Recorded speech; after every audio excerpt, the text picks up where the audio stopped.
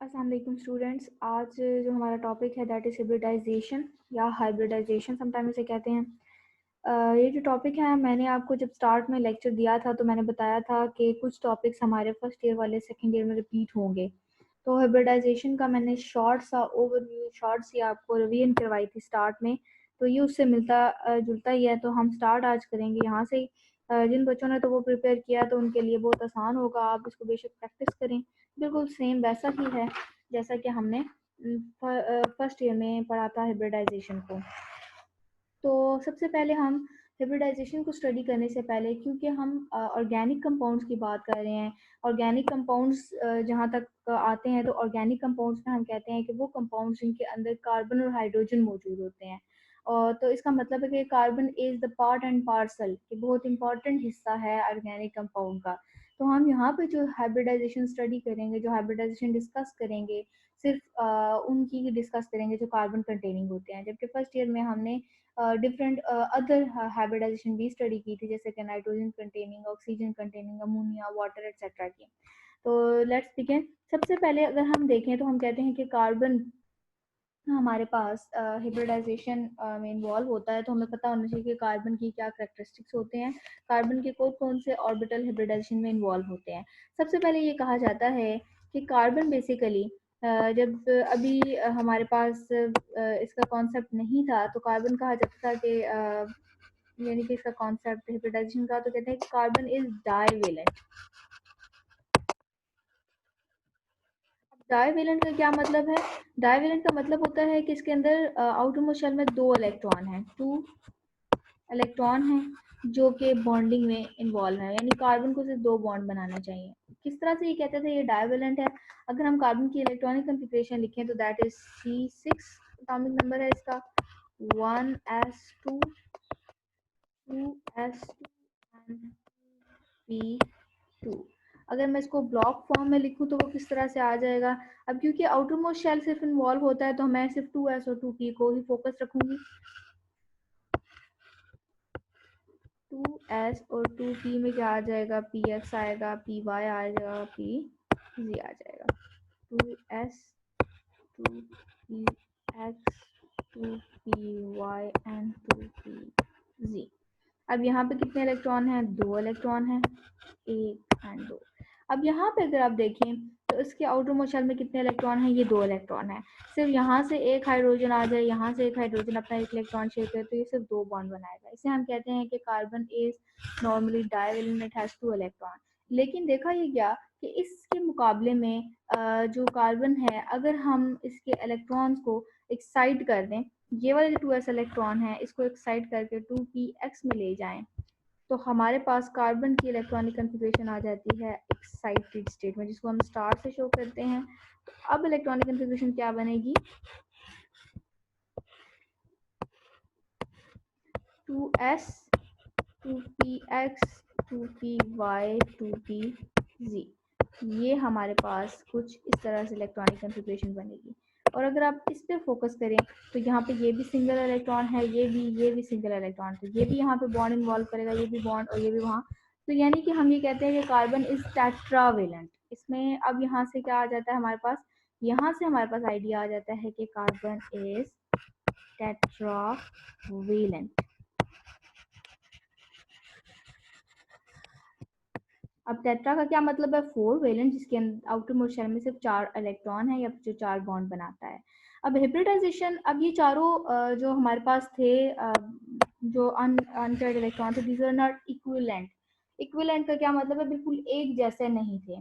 तो इसकी इक्विवेलेंसी को प्रूव करने के लिए हमारे पास मॉलिक्यूलर ऑर्बिटल थ्योरी के मुताबिक हमारे पास ऑर्बिटल थ्योरी के मुताबिक हमारे पास जो कॉन्सेप्ट आया दैट वाज हाइब्रिडाइजेशन, जिसे मैं पहले भी डिफाइन कर चुकी हूँ कि mixing of orbital to form new orbital. और वो न्यू ऑर्बिटल क्या होंगे? जो इक्विवेलेंट इन एनर्जी होंगे, जो इक्विवेलेंट इन शेप होंगे। ये कॉन्सेप्ट हमारे पास आ जाता है with the help of hybridization. अब यहाँ पे एक और चीज आती है कि ये जो इलेक्ट्रॉन को एक्साइट करने के लिए एनर्जी है, ये कहाँ से आती है?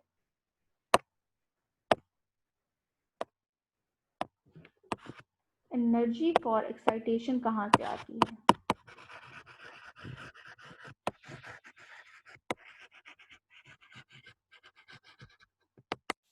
एनर्जी फॉर एक्साइटेशन का क्वेश्चन ये आता है कि जब सबसे पहले हमारे पास ये एक इलेक्ट्रॉन जब हमारे पास क्या कह सकते हैं हम एक्साइट करते हैं, तो एक्साइट करने से पहले ये हमारे पास दो कोवलेंट बॉन्ड बनाने की एबिलिटी रखता है। और बॉन्ड फॉर्मेशन एक ऐसा प्रोसेस होता है जिस दौरान में एनर्जी रिलीज होती है।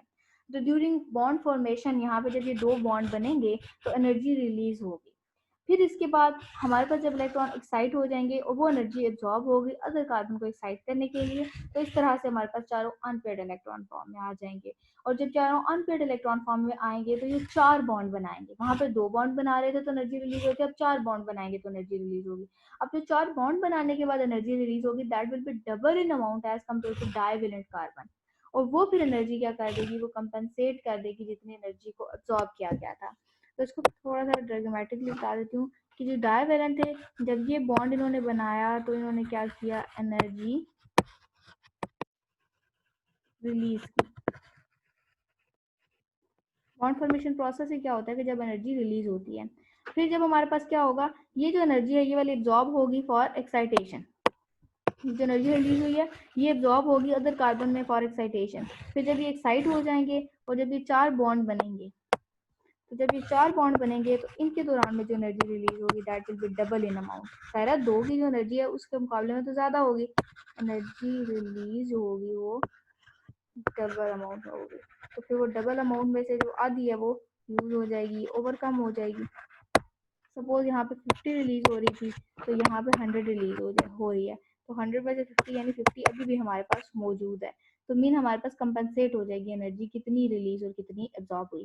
तो यहाँ तक हमने कार्बन का कॉन्सेप्ट अपना डील कर लिया कि कार्बन बेसिकली हमारे पास जब हिब्रिडाइजेशन में इन्वॉल्व होती है तो किस तरह से इन्वॉल्व होती है। अब हमारे पास जो सिलेबस में है हमारे, there are 3 main types of hybridization.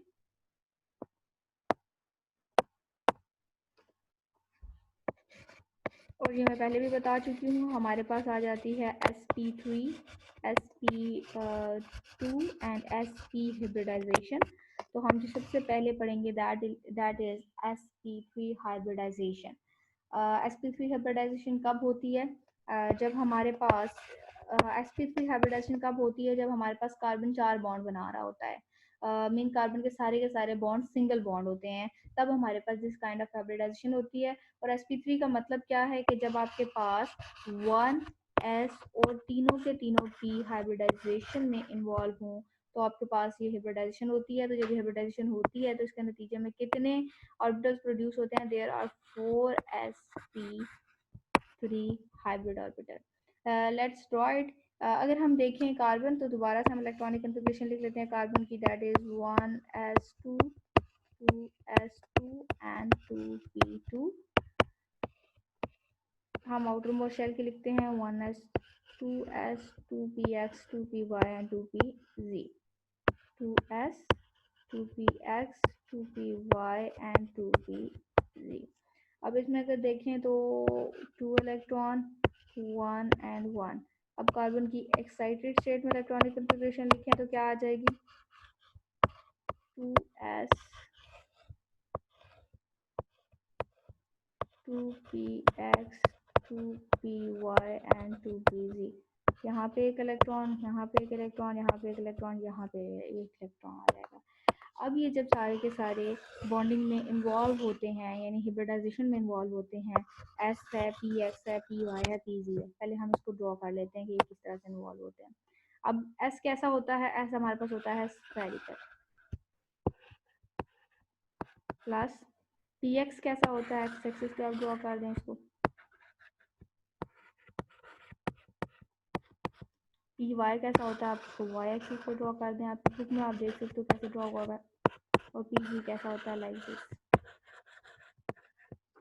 अब जब इन तीनों की हाइब्रिडाइजेशन हुई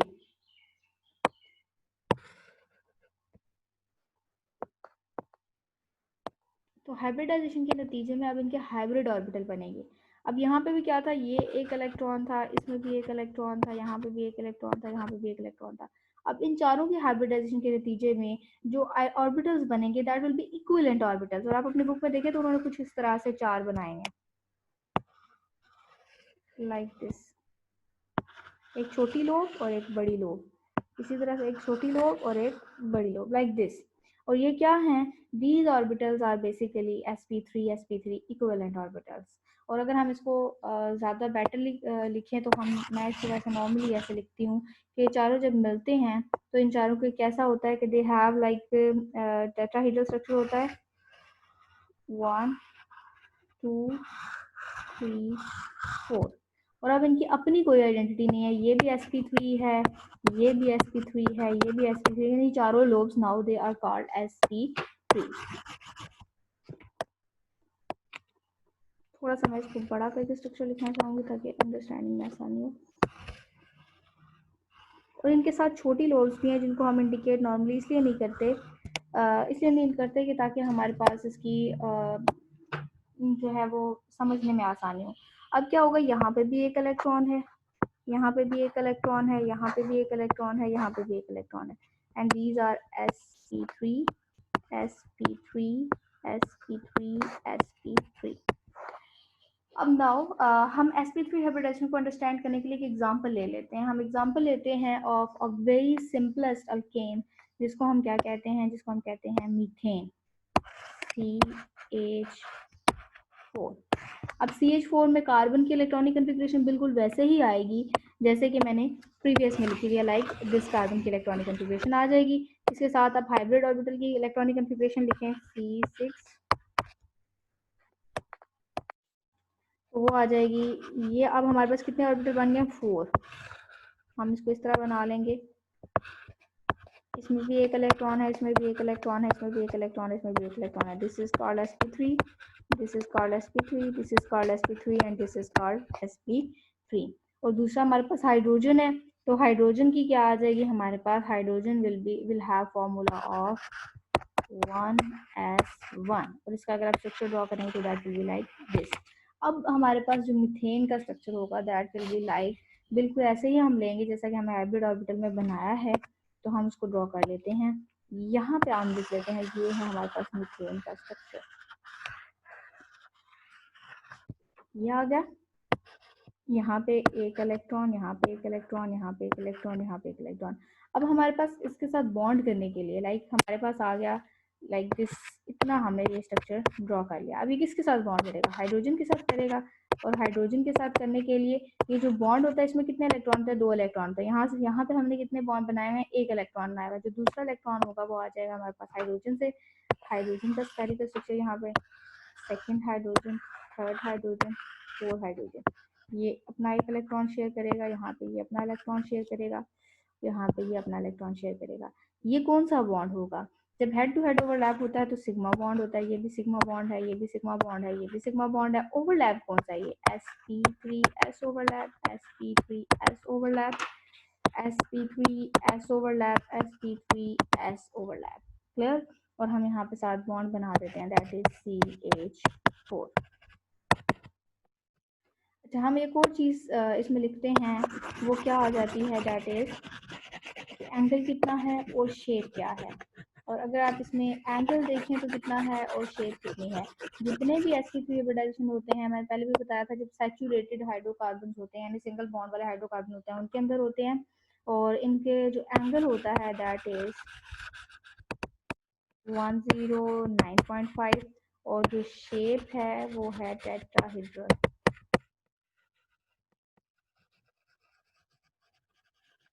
और किस तरह के टाइप ऑफ कंपाउंड में होता है ये? सैचुरेटेड यानी सिंगल बॉन्ड वाले हाइड्रोकार्बन में ये होता है। क्लियर? यहाँ तक हमारी sp3 हाइब्रिडाइजेशन की एक एग्जांपल क्लियर हो जाती है। अब हमारे पास दूसरी एग्जांपल है, दैट इज इथेन। अब ये था मीथेन, तो दूसरी एग्जांपल है इथेन, तो उसको हम ड्रॉ कर लेते हैं। बाकी सारा का सारा सेम रहेगा, मैं एक दफ़ा रिपीट कर देती हूँ उसमें क्या क्या होगा, देख लीजिए आप लोग।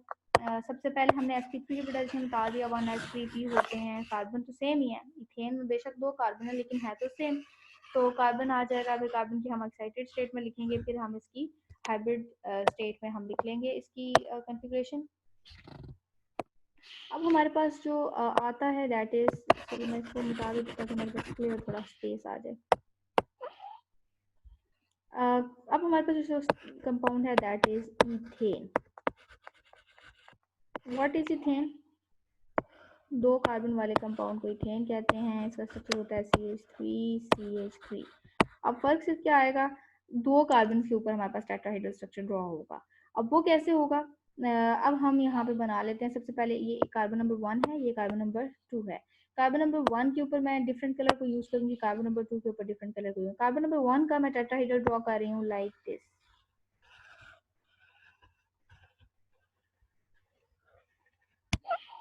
और कार्बन नंबर 2 का मैं पिंक कलर से इंडिकेट कर रही हूँ लाइक दिस। अब अगर आप यहाँ पे देखें तो हुआ क्या है, पहले मैं एक स्ट्रेट बना लेती हूँ। यहाँ पे टेट्राहेड्रल लाइक दिस था। यहाँ पे हुआ क्या है कि यहाँ पे इस लोब से इसको पकड़ा गया और इसको इधर से मोड़ दिया गया है। तो अब ये वाली लोब इधर को मूव कर गई और बाकी तीनों आउटवर्ड मूव कर गई हैं। तो मीन ये है, ये भी टेट्राहेड्रल स्ट्रक्चर, बस इसकी मूवमेंट थोड़ी सी कर दी गई है, तो इसमें परेशान होने की कोई बात नहीं है। यहाँ पे एक इलेक्ट्रॉन, यहाँ पे भी एक इलेक्ट्रॉन, यहाँ पे भी एक इलेक्ट्रॉन एंड यहाँ पे भी एक इलेक्ट्रॉन। मैं चले बाहर लिख देती हूँ। और जबकि हमारे पास दूसरे वाले कार्बन है, इसमें भी एक इलेक्ट्रॉन, यहाँ पे भी एक इलेक्ट्रॉन, यहाँ पे भी एक इलेक्ट्रॉन और यहाँ पे भी एक इलेक्ट्रॉन। यानी कि ये दोनों कार्बन कार्बन एक दूसरे के साथ ओवरलैप हुए, तो ये कार्बन दूसरी कार्बन के साथ ओवरलैप करके इसने एक बॉन्ड बना दिया। और वो किस तरह से बॉन्ड बना दिया, C single bond with C, और इसको हम क्या कहेंगे, दैट इज सिग्मा बॉन्ड। और ये ओवरलैप क्या होगा, sp3 ओवरलैप विद sp3। अब बाकी रह जाते हैं हाइड्रोजन के। तो हाइड्रोजन के लिए हमारे पास आ जाएगा एक इलेक्ट्रॉन, ये वाला हाइड्रोजन, एक इलेक्ट्रॉन, ये वाला हाइड्रोजन, एक इलेक्ट्रॉन। सिमिलरली ये आ जाएगा। अब ये कौन कौन से बॉन्ड है, ये भी सिग्मा बॉन्ड है, ये भी सिग्मा बॉन्ड है, क्योंकि ये हेड टू हेड ओवरलैप है। ये भी सिग्मा बॉन्ड है, ये भी सिग्मा बॉन्ड है और ये भी सिग्मा बॉन्ड है। और ये ओवरलैप कौन सा है, ओवरलैप के लिए हम लिख लेते हैं sp3s ओवरलैप। ये कौन सा है, sp3s। ये कौन सा है, sp3s। सिमिलरली बाकी सारे ओवरलैप क्या हैं, sp3 ओवरलैप कर रहा है s के साथ। क्लियर। और इनमें बॉन्ड क्या है, अब यहाँ तक हमने कितना स्ट्रक्चर कंप्लीट कर लिया, लाइक दिस CH3 मीन यहाँ पे हमारा structure CH3 bonded with CH3 complete हो जाता है। अब यहाँ पे अगर आप देखें तो इसका एंगल कितना था, दैट वाज 109.5 और इसकी शेप क्या थी, दैट वाज टेट्राहेड्रल। तो आप अगर इसको बुक में से देखेंगे तो आपको ज़्यादा क्लियर हो जाएगा। ये थी हमारे पास sp3 हिब्रिडाइजेशन। इसके बाद एक और हिब्रिडाइजेशन आ जाती है, दैट इज sp2, और फिर लास्ट में आ जाती है sp हिब्रिडाइजेशन। तो हम उसको कर लेते हैं।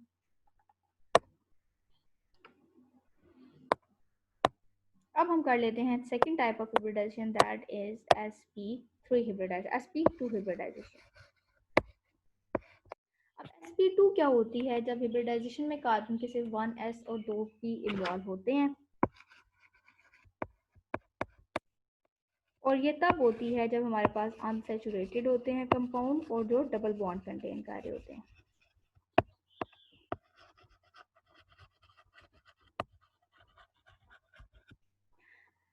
फॉर एग्जांपल आपके पास डबल बॉन्ड करने वाला सबसे सिंपलेस्ट जो है दैट इज इथीन। हम ये एग्जांपल स्टडी करेंगे आज वाले लेक्चर में। सबसे पहले हम देख लेते हैं कार्बन के स्ट्रक्चर को दोबारा से। कार्बन 6 होता है, 1s2 2s2 एंड 2p2। अब C6 जो है, हम जब इसका देखें तो इसके सिर्फ आउटर मोस्ट शेल इन्वॉल्व होता है हाइब्रिडाइजेशन में। तो हम लिख लेते हैं C6 2s and 2p2 electron like this. अब यहाँ पे हमारे पास अगला आ जाता है, हम इसकी एक्साइटेड स्टेट में लिख लेते हैं इलेक्ट्रॉनिक कॉन्फ़िगरेशन, जैसा मैंने पहले एक्सप्लेन किया था। एक्साइटेड स्टेट में आप लिखेंगे तो this will be like S है, ये PX है, ये PY है, ये PC है। अब क्योंकि ये sp2 हाइब्रिडाइजेशन है तो इसमें एक ये वाला s और सिर्फ 2 p इन्वॉल्व होंगे। जो pz है ये हाइब्रिडाइजेशन में इन्वॉल्व नहीं होगा, ये क्या होगा, अनहाइब्रिडाइज होगा। अनहाइब्रिडाइज मीन हाइब्रिडाइजेशन में इन्वॉल्व नहीं होगा। अब यहाँ पे अगर देखें तो ये जो 1s और 2p मिलते हैं तो क्या बनता है 3sp2 मीन जो sp2 की लोब्स होंगी वो कितनी होंगी, दैट विल बी 3 बनेंगे sp2। तो हम यहाँ पे इसको कर लेते हैं हाइब्रिड sp ये सारों को। तो हमारे पास s अगर है प्लस पी एक्स है प्लस पी वाई है, जब इनकी हाइब्रिडाइजेशन होती है तो हमारे पास स्ट्रक्चर बनता है दैट इज लाइक दिस। हम कहते हैं ट्राइगोनल स्ट्रक्चर या आर्टिकुलेटेड ट्रायंगुलर स्ट्रक्चर कहा जाता है। और ये जो स्ट्रक्चर होता है इसमें ये भी sp2 है, अब ये भी sp2 है और ये भी sp2 है, एक एक इलेक्ट्रॉन इन तीनों लोब्स के अंदर है। और जो हमारे पास pz है that will be left unhybridised, ये हाइब्रिडाइजेशन में इन्वॉल्व नहीं होगा। अब हम एग्जांपल के थ्रू अंडरस्टैंड करते हैं। एग्जांपल थी हमारे पास CH2 double bond with CH2. This is called ethene. और जब भी डबल बॉन्ड होता है तो इसका मतलब होता है इसके अंदर एक सिग्मा है और एक सिग्मा है और एक ही पाई बॉन्ड इसके अंदर मौजूद है। सिग्मा मैं बता चुकी हूँ पहले कि ये क्या होता है, हेड टू हेड ओवरलैप से आता है। तो पाई बॉन्ड किस तरह से आता है, पाई बॉन्ड पैरेलल ओवरलैप से आता है। जब इलेक्ट्रॉन की डेंसिटी मैक्सिमम होती है अबव और below the inter nuclear axis के, जब दो न्यूक्लियर ज्वाइन हो रहे होते हैं या तो ऊपर ज्यादा होती है या फिर नीचे ज्यादा होती है इंटर न्यूक्लियर एक्सिस से, तो हमारे पास पाई बॉन्ड आता है। तो अब हम बना लेते हैं अल्कीन का स्ट्रक्चर कि कैसा होगा, दैट इज इथीन। सबसे सिंपलेस्ट हमने उठाई है इथीन। चलिए हम इसको स्टार्ट कर लेते हैं। इथीन का स्ट्रक्चर अगर आप देखें तो CH2 डबल बॉन्ड CH2। अब इसमें भी क्या होगा कि दो दफा हाइब्रिडाइजेशन होगी, एक कार्बन नंबर 1 पे और दूसरी कार्बन नंबर 2 पे। और जिस हमने टेट्राहाइड्रल में थोड़ा सा रोटेट कर दिया था, यहाँ पे भी वैसे ही रोटेट कर देंगे लाइक दिस।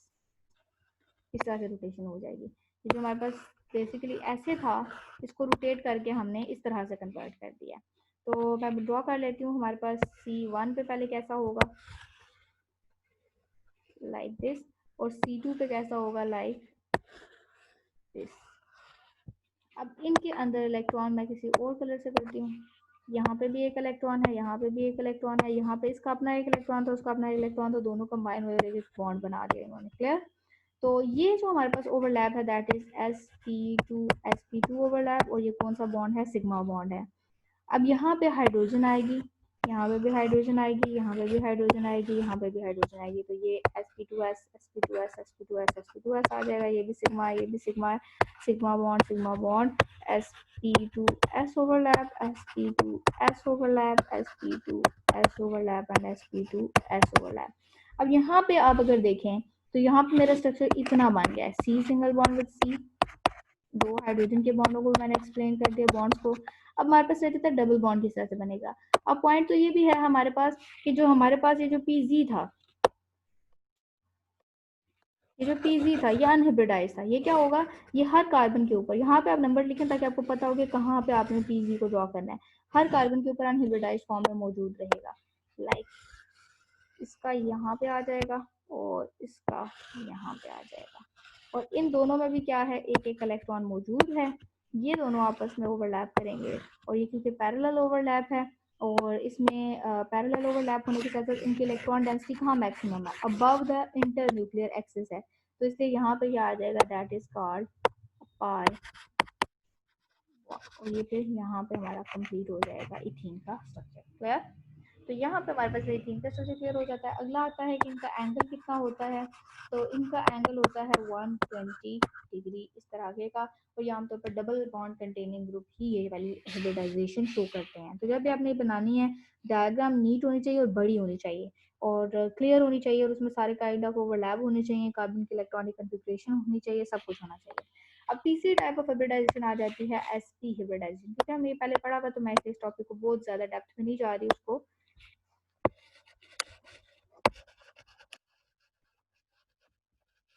नाम इंडिकेट कर रहा है इसमें क्या होगी 1s और 1p। और जब ये मिलते हैं तो कितने बन जाते हैं, 2sp हाइब्रिड ऑर्बिटल बन जाते हैं हमारे पास। दोबारा से हम कार्बन की ही इलेक्ट्रॉनिक, और ये किस तरह के कंपाउंड में होता है, अनसैचुरेटेड कंपाउंड में,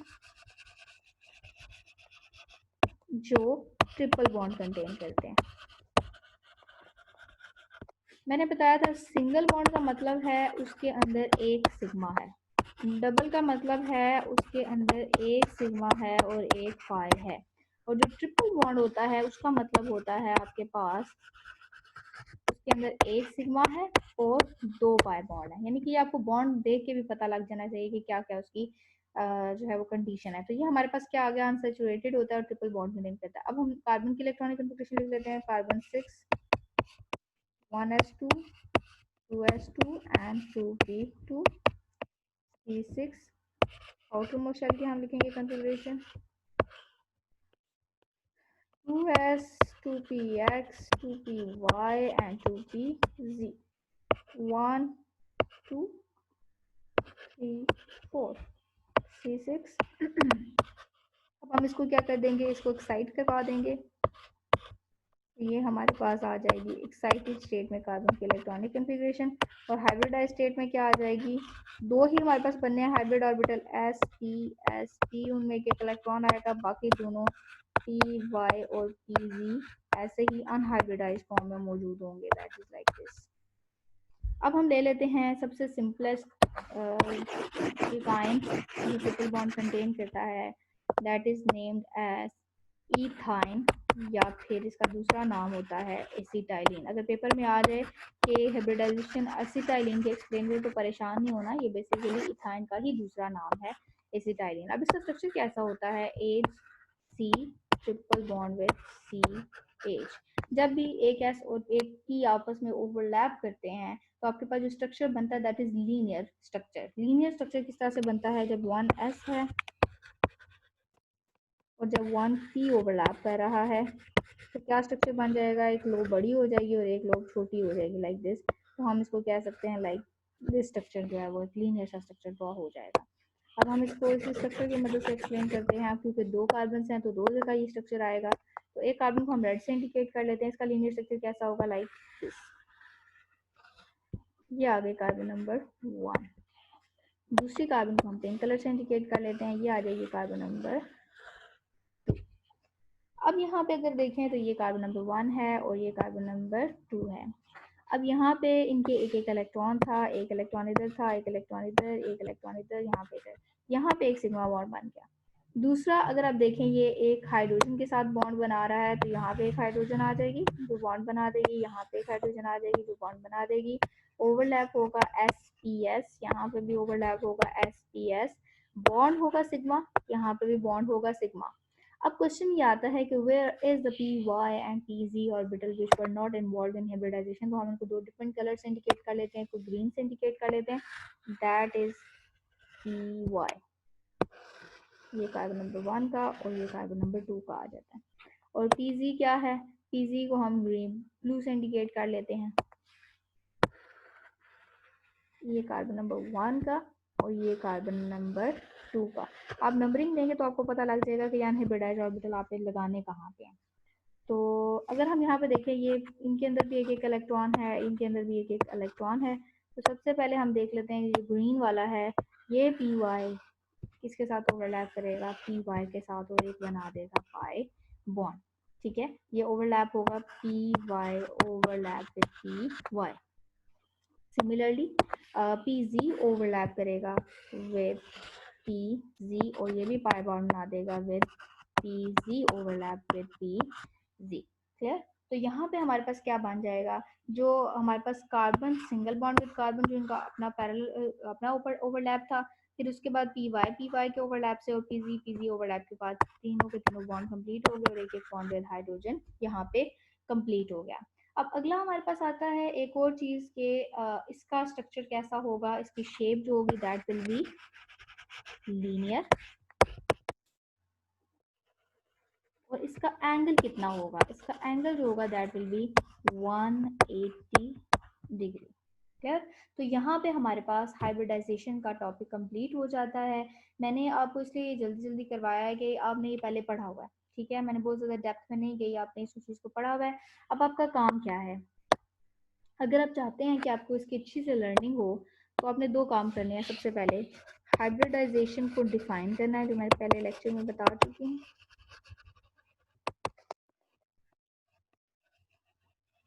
फिर उसकी पहली वाली टाइप की हेडिंग देनी है sp3 हाइब्रिडाइजेशन की। sp3 हाइब्रिडाइजेशन को डिफाइन कर देना है, क्या होती है, जब कौन कौन से ऑर्बिटल मिलते हैं, किन टाइप ऑफ कंपाउंड्स में होती है, आपने ये बताना है। फिर उसके बाद आपने बता देनी है एक एग्जाम्पल आप बता देंगे, सपोज मीथेन की और फिर इथेन की। एग्जाम्पल्स किस तरह से बतानी है, इनका नीट सा स्ट्रक्चर ड्रॉ करना है, उसके अंदर एंगल क्या है, उसकी शेप क्या है, ये सब बताना है। इसी तरह से फिर आपने sp2 की लिखनी है और फिर sp की। यहाँ पे आपका हाइब्रिडाइजेशन का टॉपिक कंप्लीट हो जाता है। तो इसको प्रैक्टिस कीजिए आप और इसको मुझे बताइए कि आपने आपको कितनी इसकी लर्निंग हुई है। तो आई होप सो आपको समझ आ गई होगी। तो अल्लाह हाफिज़ स्टूडेंट्स, अपना ख्याल रखिएगा और अपनी स्टडीज़ पे फोकस रखिए और इसको अच्छे तरीके से लर्न कीजिए साथ साथ। अल्लाह हाफिज़।